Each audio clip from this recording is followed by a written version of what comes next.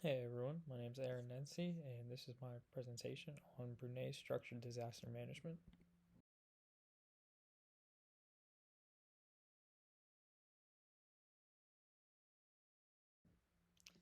A little introduction to Brunei. Brunei is situated on Borneo's northwest coast, and it typically has a tropical climate that's prone to cyclones, floods, and landslides due to a lot of rain and its equatorial location. It's right below the South China Sea, and that's what exposes Brunei to cyclones and the rainfall and flooding. Whereas their hilly terrain is what leads to the landslides and needs for them to have a great extensive approach to disaster management.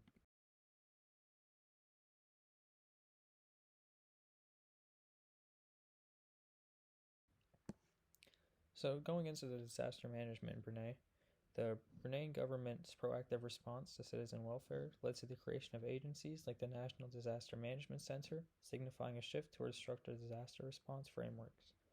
So, this evolution arises from a historical backdrop that was marked by floods, landslides, and disasters, and these also led to a systematic approach, leading for the establishment of agencies and protocols for more effective disaster handling.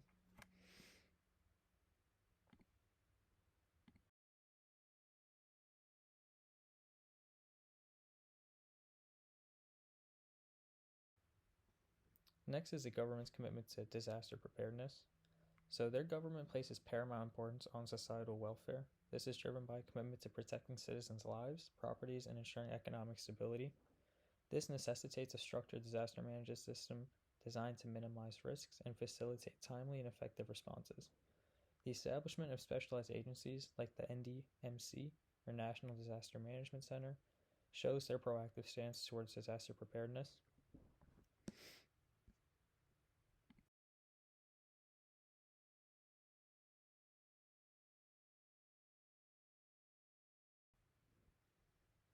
Following this is the technological advancements and research efforts. So Brunei partnered with the University of Brunei to create innovative technology, which is it's like an indicator of the catastrophes coming abroad.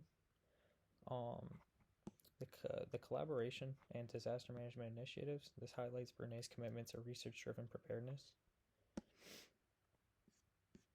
This innovative approach also allows the National Disaster Management Center to generate models predicting flash flood prone areas, significantly extending warning times from 1 hour to 18 hours.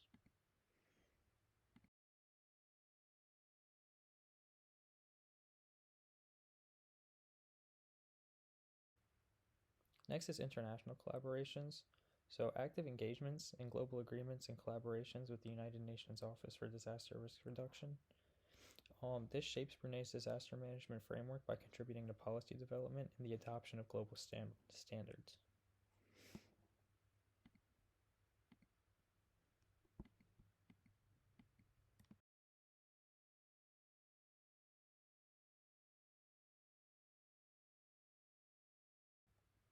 Next is the civil society contributions.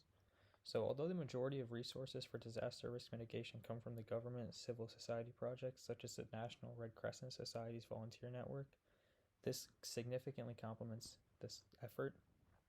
Their active participation in preparedness initiatives demonstrate a collaborative approach to enhancing disaster resilience beyond governmental support.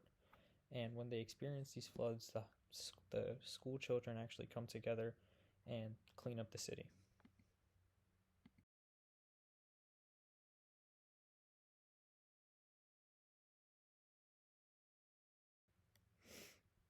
And they typically hold a top down approach in disaster response.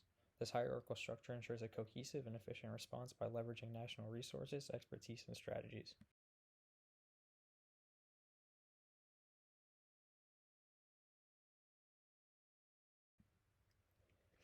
Some of the geographical hazards faced by Brunei is the threat of tropical storms and cyclones.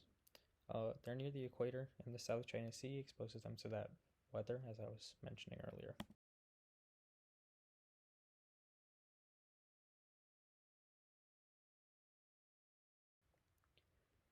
Comprehensive disaster management strategies. So they have an ICS system that's mandated by the NASOP, or National Standard Operating Procedures, to oversee risk communication during national emergencies. This shows that they are ahead of the game and trying to keep everyone up to date.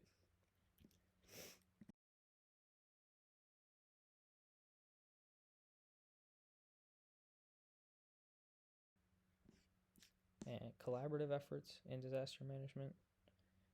So the integration of infrastructure development, community engagement initiatives, and structured response plans reflect a holistic approach aimed at safeguarding lives, protecting critical infrastructure, and ensuring resilience against the multifaceted challenges posed by the natural disasters.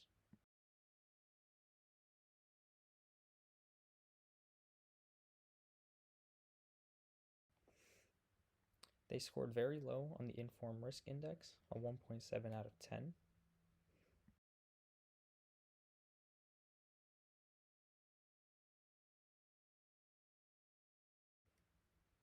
Some of the challenges they face are insufficient funding, resource limitations, and inadequate infrastructure.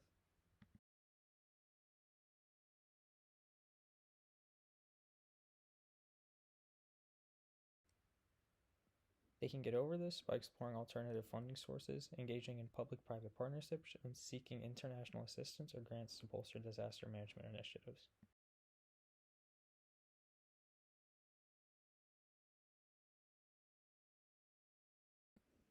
And these are my resources. Thank you. Have a good one.